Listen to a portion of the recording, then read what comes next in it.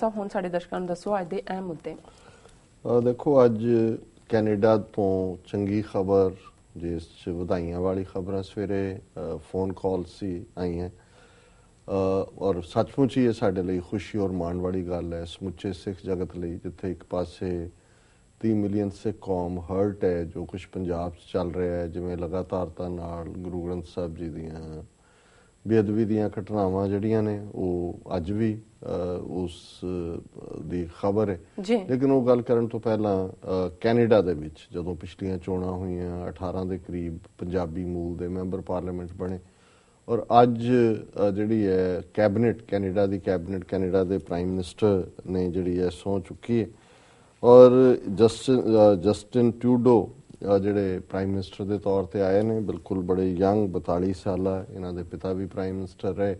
ਉਹ ਵੀ ਸਿੱਖਾਂ ਦੇ ਦੋਸਤ ਸਨ, ਬਹੁਤ ਚੰਗੇ ਔਰ ਬਹੁਤ ਜਿਹੜੀ ਮੈਂ ਸਮਝਦਾ ਵੀ ਸਾਡੇ ਲਈ ਫਖਰ ਵਾਲੀ ਗੱਲ ਹੈ ਕਿ ਇਸ ਕੈਬਨਿਟ 'ਚ ਜਿਹੜੀ ਹੈ 4 ਸਿੱਖ ਵਜ਼ੀਰ ਲੈ ਗਏ ਜੀ ਔਰ ਦਰਸ਼ਕ ਦੇਖ ਰਹੇ ਹੋਣਗੇ ਸਕਰੀਨ ਤੇ। ਇੱਕ ਪਾਸੇ ਅਮਰੀਕਾ ਵਰਗੇ ਮੁਲਕ 'ਚ ਜਿੱਥੇ ਲਗਭਗ 100 ਸਾਲ ਤੋਂ ਜ਼ਿਆਦਾ ਸਮਾਂ ਅਸੀਂ ਆਏ, ਪਹਿਲੇ ਵਰਲਡ ਵਾਰ ਦੇ ਦੌਰਾਨ ਡਾਕਟਰ ਭਗਤ ਸਿੰਘ ਥਿੰਦ ਨੇ ਜੰਗ ਦੇ ਵਿੱਚ ਪਹਿਲੀ ਵੱਡੀ ਜੰਗ 'ਚ ਸ਼ਮੂਲੀਅਤ ਕੀਤੀ, ਬਹਾਦਰੀ ਦਾ ਅਵਾਰਡ ਵੀ ਜਿੱਤਿਆ। ਲੇਕਿਨ ਅੱਜ ਇਸ ਮੁਲਕ 'ਚ 5 ਕਕਾਰਾਂ ਦੇ ਨਾਲ ਜਿਹੜਾ ਅਸੀਂ ਅਮਰੀਕਨ ਫੌਜ ਵਿੱਚ ਸਰਵ ਨਹੀਂ ਕਰ ਸਕਦੇ। ਪਰ ਕੈਨੇਡਾ ਨੇ ਹਿਸਟਰੀ ਸਿਰਜੀ ਹੈ ਕਿ ਹਰਜੀਤ ਸਿੰਘ ਸੱਜਣ, ਜਿਨ੍ਹਾਂ ਦੇ ਪਿਤਾ ਬੜੇ ਕਮਿਟਡ ਖਾਲਿਸਤਾਨੀ ਰਹੇ, ਇਹਨਾਂ ਨੇ ਕੈਨੇਡੀਅਨ ਫੌਜ ਜੁਆਇਨ ਕੀਤੀ ਔਰ ਇਸ ਵੇਲੇ ਜਿਹੜਾ ਹੈ ਉਹਨਾਂ ਨੇ ਕਮਾਂਡ ਕੀਤਾ ਕੈਨੇਡੀਅਨ ਰੈਜੀਮੈਂਟ ਨੂੰ ਔਰ ਉਹਨਾਂ ਦੇ ਨਾਲ ਵੀ ਜਿਹੜਾ ਹੈ ਉਹ ਲੈਫਟੀਨੈਂਟ ਕਰਨਲ ਲੱਗਦੇ। ਪਹਿਲਾਂ ਪੁਲਿਸ ਆਫੀਸਰ ਸੀ, ਆਰਮੀ ਆਫੀਸਰ ਸੀ ਔਰ ਜਦੋਂ ਇਹਨਾਂ ਨੂੰ ਟਿਕਟ ਵੀ ਦਿੱਤੀ ਗਈ ਬੜਾ ਰੌਲਾ ਪਾਇਆ ਇੰਡੀਅਨ ਜਿਹੜੀ ਲੌਬੀ ਹੈ ਉੱਥੇ, ਉਹਨਾਂ ਦੇ ਦੁਮ ਛੱਲੇ ਨੇ ਕਿ ਜੀ ਇਹ ਤਾਂ ਇਹਨੂੰ ਟਿਕਟ ਨਹੀਂ ਮਿਲਣੀ ਚਾਹੀਦੀ, ਇਹ ਤਾਂ ਖਾਲਿਸਤਾਨੀ ਹੈ, ਦਿਸ ਦੈਟ। ਪਰ ਉਹਨਾਂ ਨੇ ਆਪਣੀ ਸੀਟ ਵੀ ਬੜੇ ਚੰਗੇ ਮਾਰਜਨ ਦੇ ਨਾਲ ਜਿੱਤੀ ਔਰ ਅੱਜ ਸਾਨੂੰ ਇਹ ਫਖਰ ਹੈ ਕਿ ਜਿਸ ਭਾਰਤ ਦੇ ਵਿੱਚ ਜਿਸ ਨੂੰ ਆਜ਼ਾਦ ਕਰਾਉਣ ਦੇ ਲਈ ਮੁਗਲਾਂ, ਅਫਗਾਨਾਂ, ਅੰਗਰੇਜ਼ਾਂ ਤੋਂ ਅਸੀਂ ਕਿੰਨੀਆਂ ਕੁਰਬਾਨੀਆਂ ਕੀਤੀਆਂ ਨੇ, ਉਹਨਾਂ ਦੀ ਇੱਕ ਜ਼ਮਾਨਾ ਸੀ, ਨਹਿਰੂ ਦੇ ਜ਼ਮਾਨੇ ਤੋਂ ਹੀ ਇਹ ਰਿਹਾ ਕਿ ਇੱਕ ਮਿਨਿਸਟਰ ਫੁੱਲ ਫਲੈਜਡ ਕੈਬਨਿਟ ਦੇ ਵਿੱਚ ਦਸਤਾਰ ਵਾਲਾ ਹੁੰਦਾ ਸੀ, ਜਿਵੇਂ ਸਵਰਨ ਸਿੰਘ ਲੰਬਾ ਵਕਤ ਮਿਨਿਸਟਰ ਰਿਹਾ, ਬਾਅਦ ਬੂਟਾ ਸਿੰਘ, ਜ਼ੈਲ ਸਿੰਘ ਰਹੇ। ਇੱਕ ਈਵਨ ਡਿਪਟੀ ਮਿਨਿਸਟਰ ਜਾਂ ਮਿਨਿਸਟਰ ਆਫ ਸਟੇਟ ਹੁੰਦਾ, ਜਿਵੇਂ ਇਕਬਾਲ ਸਿੰਘ ਇੰਡਸਟਰੀਜ਼ ਦਾ ਹੁੰਦਾ ਸੀ, ਜਿਹੜਾ ਡਿਪਟੀ ਮਿਨਿਸਟਰ ਵੀ ਹੁੰਦਾ ਸੀ ਉਹਦੇ ਕੋਲ ਫੁੱਲ ਫਲੈਜ ਚਾਰਜ ਹੁੰਦਾ ਸੀ ਜੀ ਆਪਣੇ ਮਹਿਕਮੇ ਦਾ। ਪਰ ਹੁਣ ਅੱਜ ਜਿਸ ਮੋਦੀ ਜਾਂ ਜਿਸ RSS ਨਾਲ 60 ਸਾਲ ਦੀ ਸਾਂਝ ਹੈ, ਪਤੀ ਪਤਨੀ ਦਾ ਰਿਸ਼ਤਾ ਹੈ ਬਾਦਲ ਦਾ, ਕੋਈ ਸਿੱਖ ਜਿਹੜਾ ਉਹਨੂੰ ਮਿਨਿਸਟਰ ਨਹੀਂ ਬਣਾਇਆ ਗਿਆ। ਆਪਣੀ ਨੂੰਹ ਦੇ ਲਈ ਜਿਹੜਾ ਗੁਜਰਾਤ ਜਾ ਕੇ ਤਰਲੇ ਕਰਕੇ ਇੱਕ 3rd rate ministry food processing ਦੀ ਇਹ ਵਜ਼ੀਰ ਬਣੀ ਹੋਈ ਹੈ। ਲੇਕਿਨ ਇਸ ਦੇ ਉਲਟ ਕੈਨੇਡਾ ਦੇ ਵਿੱਚ ਅਸੀਂ ਦੇਖਦੇ ਹਾਂ ਕਿ ਜਿਹੜਾ ਫਸਟ ਟਾਈਮ ਜਿਹੜਾ ਮੈਂਬਰ ਪਾਰਲੀਮੈਂਟ ਬਣ ਰਿਹਾ ਹਰਜੀਤ ਸਿੰਘ ਸੱਜਣ ਜੀ, ਉਹ ਕੈਨੇਡਾ ਦਾ ਡਿਫੈਂਸ ਮਿਨਿਸਟਰ, ਇਹ ਬਹੁਤ ਵੱਡੀ ਗੱਲ ਹੈ ਔਰ ਮੈਂ ਇਸ ਨੂੰ ਇਸ ਐਂਗਲ ਤੋਂ ਵੀ ਦੇਖਦਾ ਕਿ ਨਾ ਸਿਰਫ ਇਹ ਕੈਨੇਡੀਅਨ ਸਿਸਟਮ ਨੂੰ ਸੈਲਿਊਟ ਹੈ, ਪਰ ਇਸ ਦੇ ਨਾਲ ਅਸੀਂ ਅਮਰੀਕਾ 'ਚ ਜਿਹੜਾ ਸਿੱਖਾਂ ਦਾ ਫੌਜ ਚਾਣੇ ਦਸਤਾਰ ਨਾਲ 5 ਕਕਾਰਾਂ ਨਾਲ ਇਸ ਬੈਟਲ ਨੂੰ ਵੀ ਜਿਹੜਾ ਉਹ ਹੁੰਗਾਰਾ ਮਿਲੇਗਾ। ਫਰਾਂਸ ਦੇ ਵਿੱਚ ਪੱਗ ਦਾ ਮੁੱਦਾ ਹੈ, ਦੂਸਰੀਆਂ ਯੂਰਪੀਅਨ ਕੰਟਰੀਜ਼ ਦੇ ਵਿੱਚ ਹੈ, ਕਾਮਨਵੈਲਥ ਕੰਟਰੀਜ਼ 'ਚ ਹੋਏਗਾ ਕੱਲ ਨੂੰ ਕਿਉਂਕਿ ਕੈਨੇਡਾ ਕਾਮਨਵੈਲਥ ਦਾ ਮੈਂਬਰ ਹੈ। ਸੋ ਕੁੱਲ ਮਿਲਾ ਕੇ ਇਹ ਸਾਡੇ ਲਈ ਬਹੁਤ ਫਖਰ ਵਾਲੀ ਗੱਲ ਹੈ ਕਿ ਹਰਜੀਤ ਸਿੰਘ ਸੱਜਣ ਡਿਫੈਂਸ ਮਿਨਿਸਟਰ ਦੇ ਤੌਰ ਤੇ ਉਹਨਾਂ ਨੇ ਸਹੁੰ ਚੁੱਕੀ ਹੈ। ਦੂਸਰੇ ਦਸਤਾਰ ਵਾਲੇ 5 ਕਕਾਰੀ ਅੰਮ੍ਰਿਤਧਾਰੀ ਸਿੰਘ ਨੇ ਨਵਦੀਪ ਸਿੰਘ ਬੈਂਸ ਔਰ ਇਹ ਪਹਿਲਾਂ ਵੀ ਮੈਂਬਰ ਪਾਰਲੀਮੈਂਟ ਰਹੇ। ਫਿਰ ਇੱਕ ਇਸ਼ੂ ਦੇ ਉੱਤੇ ਉਹਨਾਂ ਨੇ ਥੋੜਾ ਜਿਹਾ ਹਾਰਡ ਤਾਂ ਨਹੀਂ ਸੀ ਆਪਣੇ ਵੱਲੋਂ, ਤਾਂ ਜਿਵੇਂ ਬਾਹਰ ਜੰਮੇ ਪੜੇ ਬੱਚਿਆਂ ਦਾ ਸਟੈਂਡ ਹੁੰਦਾ ਹੈ, ਪਰ ਸਿੱਖ ਕਮਿਊਨਿਟੀ ਚੋਂ ਬਹੁਤਾ ਪਸੰਦ ਨਹੀਂ ਸੀ ਹੋਇਆ, ਉਸ ਲਈ ਪਿਛਲੀ ਇਲੈਕਸ਼ਨ ਹਾਰ ਗਏ ਸੀ। ਇਸ ਵਾਰ ਇਹ ਵੀ ਚੰਗੇ ਮਾਰਜਨ ਦੇ ਨਾਲ ਜਿੱਤੇ ਨੇ ਔਰ ਇਹਨਾਂ ਨੂੰ ਵੀ ਜਿਹੜਾ ਫੁੱਲ ਫਲੈਜਡ ਮਿਨਿਸਟਰ ਦਾ ਚਾਰਜ ਦਿੱਤਾ innovation, science and economic development. ਹੁਣ ਇਹਨਾਂ ਮੁਲਕਾਂ 'ਚ ਸਾਇੰਸ ਔਰ ਇਕਨੋਮਿਕ ਡਿਵੈਲਪਮੈਂਟ, ਕੈਨੇਡਾ ਦੀ ਇਕਨੋਮੀ ਵੀ ਥੋੜੀ ਬਹੁਤ ਸਟਰਗਲਿੰਗ ਹੈ, ਇਹ ਬਹੁਤ ਆਨਰ ਦੀ ਗੱਲ ਹੈ ਕਿ ਉਸ ਕੈਬਨਿਟ 'ਚ ਫੁੱਲ ਫਲੈਜਡ ਇੱਕ ਪਾਸੇ ਡਿਫੈਂਸ ਮਿਨਿਸਟਰ ਦਸਤਾਰ ਸਿੰਘ ਵਾਲਾ ਸਿੰਘ ਹੈ, ਦੂਸਰੇ ਪਾਸੇ ਮੋਸਟ ਕਰੂਸ਼ਲ ਜਿਹੜਾ ਇਨੋਵੇਟਿਵ ਔਰ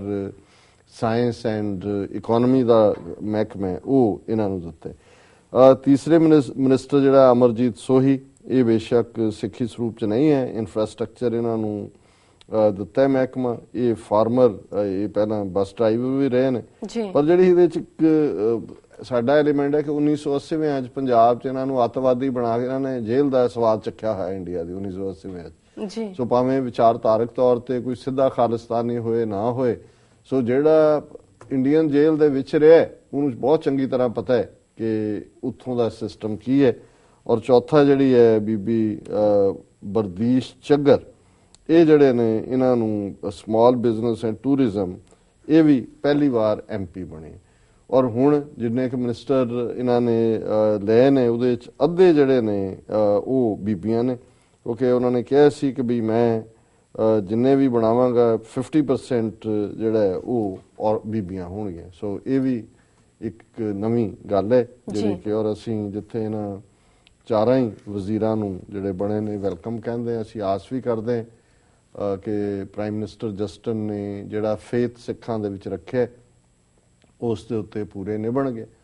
ਔਰ ਇਸ ਗੱਲ ਦਾ ਵੀ ਧਿਆਨ ਰੱਖਣਗੇ ਕਿ ਵੀ ਉਹ ਐਜ਼ ਏ ਕੈਨੇਡੀਅਨ ਤਾਂ ਕੈਨੇਡਾ ਦੀ ਰਿਪਰੈਜ਼ੈਂਟੇਸ਼ਨ ਕਰਨਗੇ ਹੀ, ਕੈਨੇਡੀਅਨ ਸਿਟੀਜ਼ਨਸ, ਉਹਦੇ ਇੰਟਰਸਟ ਸਾਹਮਣੇ ਨੇ, ਪਰ ਇਹਨਾਂ ਦੇ ਸਾਹਮਣੇ ਕੌਮੀ ਇੰਟਰਸਟ, ਕੌਮੀ ਹਿੱਤ ਔਰ ਕੌਮੀ ਘਰ ਦੀ ਗੱਲ ਹੋਈ। ਔਰ ਇਹਦੇ 'ਚ ਹਾਲਾਂਕਿ ਹਰ ਇੱਕ ਦਾ ਥੋੜਾ ਬਹੁਤ ਹੁੰਦਾ ਹੈ, ਉਹਨਾਂ ਨੇ ਆਪਣਾ ਦਾਇਰਾਕਾਰ, ਪਾਰਟੀਆਂ ਦੀ ਵੀ ਲਿਮਿਟੇਸ਼ਨਸ ਹੁੰਦੀਆਂ ਨੇ, ਪਰ ਮੈਨੂੰ ਯਾਦ ਹੈ ਵੀ ਹਰਬ ਧਾਲੀਵਾਲ ਜਿਹੜੇ ਪਹਿਲੀ ਵਾਰ ਕੈਬਨਿਟ ਮਿਨਿਸਟਰ ਬਣੇ ਸੀ ਫਿਸ਼ਰੀ ਦੇ, ਇਹਦੇ ਬਾਵਜੂਦ ਕਿ ਸਿੱਖੀ ਸਰੂਪ 'ਚ ਨਹੀਂ ਸੀ, ਲੇਕਿਨ ਉਹਨਾਂ ਨੇ ਠੋਕ ਕੇ ਹਮੇਸ਼ਾ ਹਿਊਮਨ ਰਾਈਟਸ ਦੀ ਗੱਲ ਵੀ ਕੀਤੀ। ਜਦੋਂ ਸਰ ਸਿਮਰਜੀਤ ਸਿੰਘ ਮਾਨ ਆਟਵਾ ਆਏ, ਮੈਂ ਵੀ ਕੁਦਰਤੀ ਟੋਰਾਂਟੋ ਸੀ ਉਹਨਾਂ ਦਿਨਾਂ 'ਚ ਔਰ ਗਏ, ਅਸੀਂ ਉਹਨਾਂ ਦੇ ਨਾਲ ਹੀ ਸੀ। ਉਹਨਾਂ ਨੇ ਪੂਰੀ ਸਾਨੂੰ ਆਨਰ ਦਿੱਤਾ ਆਟਵਾ ਪਾਰਲੀਮੈਂਟ 'ਚ ਲਿਜਾ ਕੇ, ਔਰ ਬਾਕੀਆਂ ਨਾਲ ਵੀ ਮਿਲਾਇਆ, ਇੱਕ ਚਾਹ ਦੀ ਮਿਲਣੀ ਵੀ ਰੱਖੀ। ਸੋ ਉਹਨਾਂ ਨੂੰ ਕੋਈ ਹੈਜ਼ੀਟੇਸ਼ਨ ਨਹੀਂ ਸੀ ਓਨ ਕਰਨ 'ਚ ਕਿ ਵੀ, ਉਹਨਾਂ ਨੇ ਕਿਹਾ ਕਿ ਜੀ ਬਾਕੀਆਂ ਨੂੰ ਇੰਟਰੋਡਿਊਸ ਕਰਵਾਇਆ ਕਿ ਵੀ ਇਹ ਜਿਹੜੇ ਸਿੱਖ ਸਿਵਲ ਰਾਈਟਸ ਦੇ ਲਈ ਔਰ ਸਿੱਖ ਫਰੀडम ਦੇ ਲਈ ਜਿਹੜੇ ਨੇ ਉਹ ਐਕਟਿਵ ਨੇ ਔਰ ਉਸ ਆਵਾਜ਼ ਨੂੰ ਬੁਲੰਦ ਕਰਦੇ ਨੇ। ਸੋ ਅਸੀਂ ਸਮਝਦੇ ਹਾਂ ਵੀ ਇਹ ਹਰਜੀਤ ਸਿੰਘ ਸੱਜਣ ਔਰ ਨਵਦੀਪ ਸਿੰਘ ਬੈਂਸ,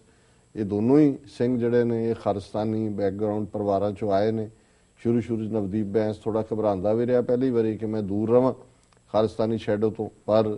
ਅਲਟੀਮੇਟਲੀ ਜੇ ਅੱਜ ਜਗਮੀਤ ਸਿੰਘ ਵਰਗੇ ਜਿਹੜੇ MPA ਨੇ ਉਹ ਸਾਹਮਣੇ ਖੁੱਲ੍ਹ ਕੇ ਆਏ ਨੇ, ਔਰ ਇਹ ਇਹਨਾਂ ਦਾ ਫਰਜ਼ ਵੀ ਬਣਦਾ ਕਿ ਜਿਹੜਾ ਮਾਣ ਇਹਨਾਂ ਨੇ ਦਿੱਤਾ, ਔਰ ਸੋਈ ਸਾਹਿਬ ਨੇ ਤਾਂ ਆਪ